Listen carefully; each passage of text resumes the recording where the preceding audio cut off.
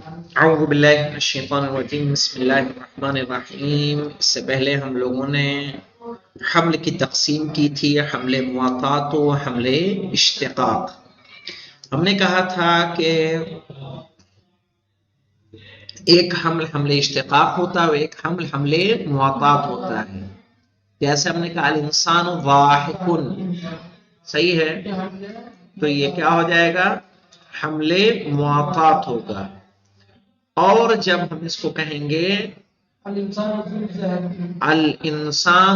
ذو ضحک، تو یہ حمل اشتقاق یا ذو ہوا کہہ سکتے ہیں اس کو، چونکہ بنا ذو کے اس کو حمل ہم نہیں کر سکتے۔ اگر ہم کہنا چاہیں گے الانسان ضحک تو یہ حمل صحیح نہیں ہوگا۔ اب یہاں پہ دیکھیے، یعنی ضروری ہے کہ جب ہم ضحک کو حمل کرنا چاہیں تو یا تو اس سے مشتق کریں، جیسے ضاحک مشتق کریں گے تو حمل مواطات ہو جائے گا، اور یا کیا کریں مولانا؟ ذو کا اضافہ کریں۔ ذو کا اضافہ کریں گے تو کس میں چلا جائے گا؟ حمل اشتقاق میں آ جائے گا۔ والمقصود بیانہ، یہاں تو ہو گیا تھا نا، وللمشتق منہ كالضحك محمولا بالاشتقاق۔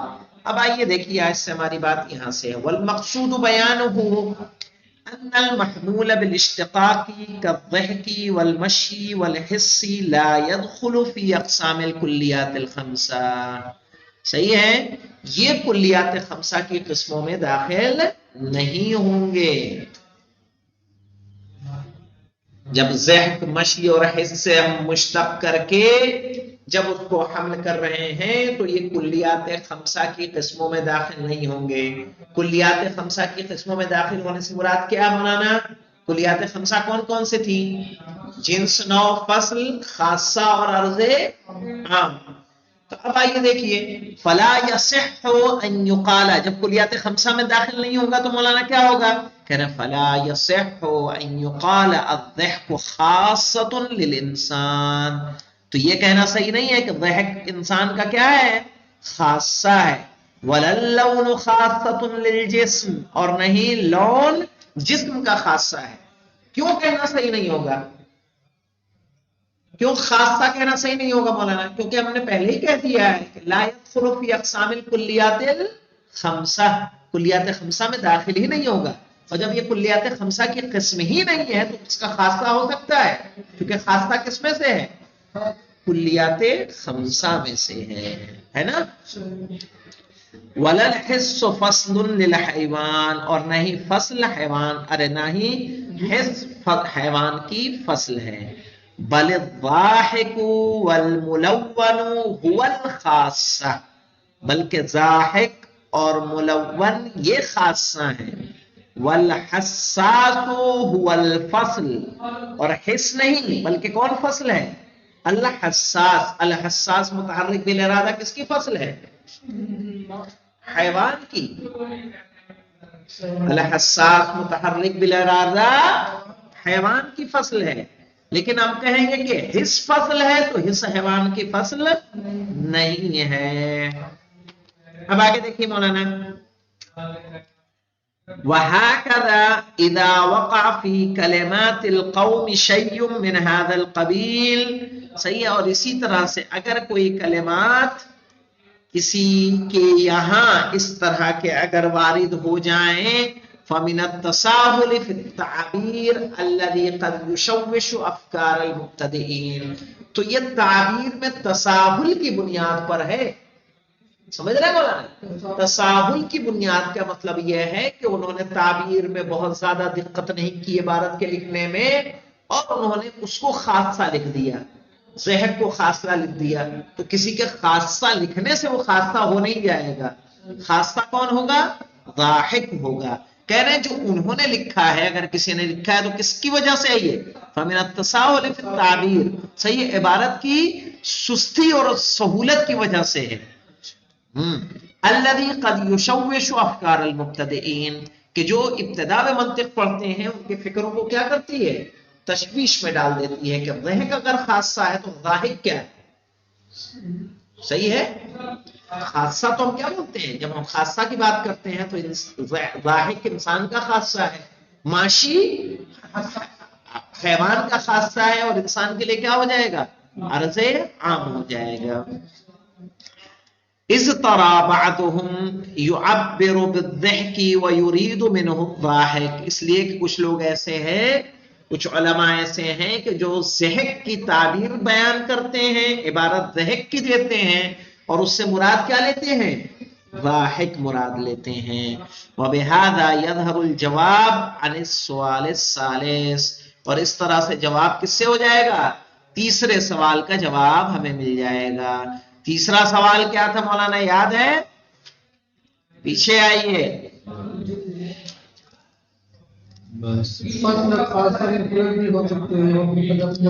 وقد يسأل ثالثا، دیکھیے تیسرا سوال کیا تھا؟ پیچھے پہنچے کہ نہیں پہنچے؟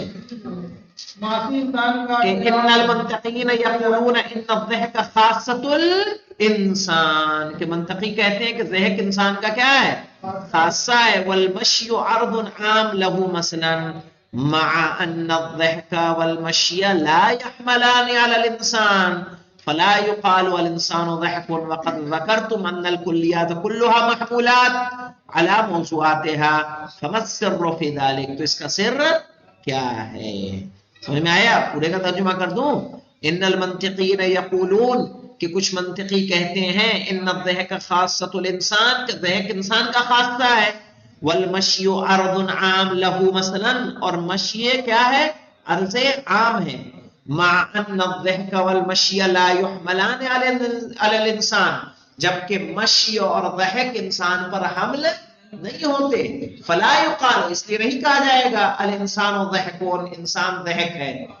وقد ذکرتم، اور آپ لوگ پہلے کہہ چکے ہیں، ان الکلیات کلها محمولۃ علی موضوعاتها، کہ جتنے بھی کلی ہوتے ہیں وہ سب کے سب اپنے موضوع پر کیا ہوتے ہیں؟ حمل ہوتے ہیں. فما السر فی ذلک، تو اس کا راز کیا ہے؟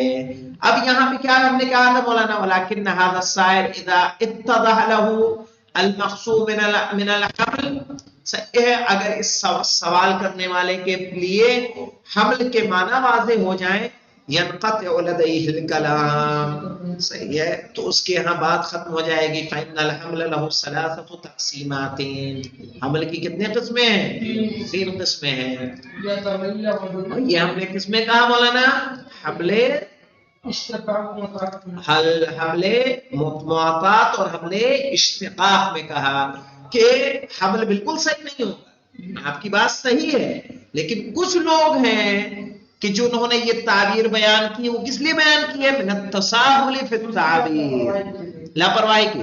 اذ تری بعضهم يعبر بالضحك، اس لیے کہ آپ کچھ لوگوں کو دیکھیں گے کہ جو عبارت تو ضحک کی دیتے ہیں، ويريد منه الضاحك، لیکن اس سے مراد کیا لیتے ہیں؟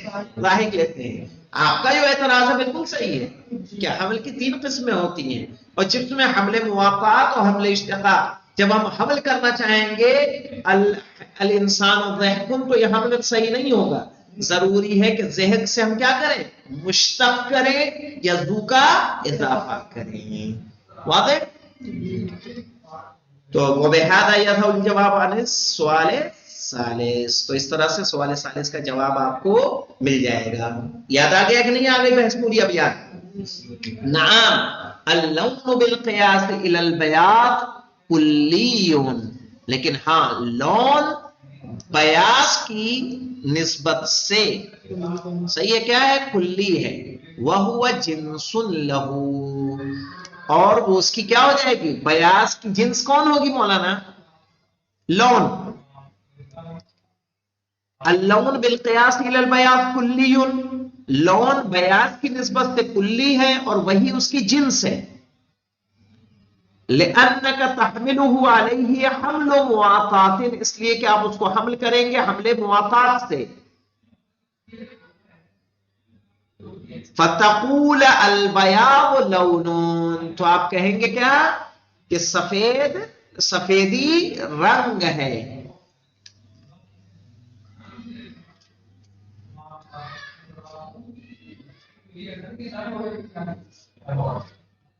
اما اللون والبیاض بالقیاس الی الجسم، لیکن لون اور بیاض جسم کی نسبت سے، فلیس من الکلیات المحمولۃ علیہ، تو وہ ان کلیات میں سے نہیں ہے کہ جو حمل کیے جائیں کس پر؟